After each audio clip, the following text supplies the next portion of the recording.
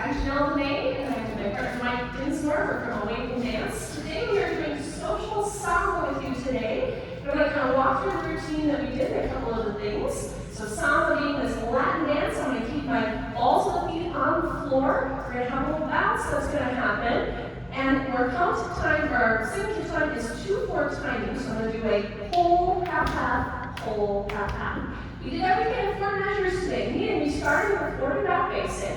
1, a 2, 2, a 2, 3, a 2, 4, a 2. And we talked about in social dancing, we're actually just keeping a lateral frame. I'm not doing a ton of hip action. I can choose to do that, but we're just again talking about the easy, most efficient way for this fast music. From here we did side basic, aka whisk or fifth position, where I'm going to go side, back rock, or a side, toe heel, whole again, toe heel, or whole, half. Then the next set of steps that we did was a fifth position, fifth position, side, fifth position, side, open break, side, natural turn, and the side, fifth position, of which the leader did a box, a 2, 2, a 2, rotating, turning a quarter turn on each of those steps. Then from there we do an extended box, 1, toe slide, toe slide, toe slide, then back, toe slide, toe slide,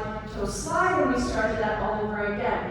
A couple of things to kind of talk about is when we're talking about this box step, especially, we want to make sure that we take the whole foot, and I'm going to keep the head over that standing foot. So I'm using just the ball of the foot and the knee or the heel lifted, knee bent, I'm sliding that foot, and I'm going to extend that, and I extend the box, and then go back to a neutral standpoint, of which now I'm going to bring my head weight over again, that whole count standing, but I'm still making a weight shift there, but I'm not doing keeping even heel, I'm only doing that to change direction.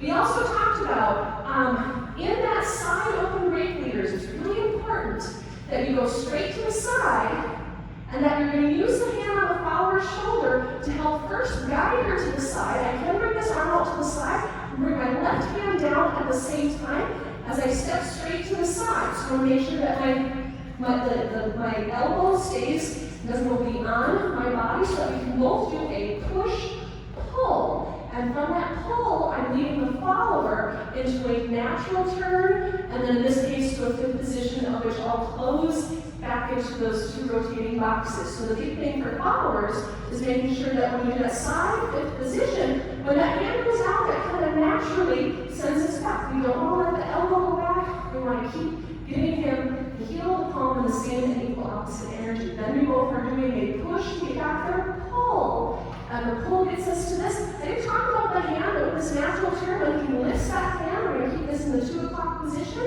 I'm going to bring the hand over the shoulder, and then right back onto his, back into our closed frame, of which I'll pivot off of that standing foot to go into my regular box, rotating on the forward and back steps. And again, I'm matching the leader with where their head weight is.